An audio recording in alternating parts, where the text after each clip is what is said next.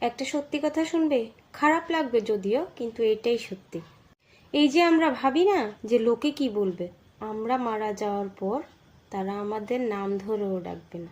আমরা মারা যাওয়ার পর তো তাদের জন্য লাশ কিংবা ডেড বডি হয়ে যাব। আমাদের ছুঁয়ে ওরা নিজের গায়ে গঙ্গার জল ছেটাবে, গঙ্গার জল।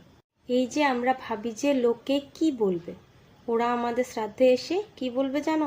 আরেকটা রসগোল্লা প্লিজ। আমাদের ফেভারিট জিনিসগুলো যেগুলি আমাদের খুব প্রিয়, ওগুলি হয় ফেলে দেওয়া হবে, না হলে অন্য কেউ ইউজ করবে।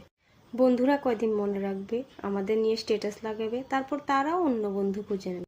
যাকে তুমি সব থেকে বেশি চাইতে, সেও কয়েকদিন পর অন্য জীবনসঙ্গী বেছে নেবে। কিন্তু সবচেয়ে বেশি সাফার কি করবে বলো তো? বাবা মা, ছেলে মেয়ে, ওরাই। তারা জীবনটা কিছুদিনের জন্য একবারেই থেমে যাবে। তাই যতদিন বেঁচে থাকবে নিজের বাবা মা ফ্যামিলিকে নিয়ে ভালো থাকো, সুখে থাকো, এনজয় করো, জাস্ট এটাই।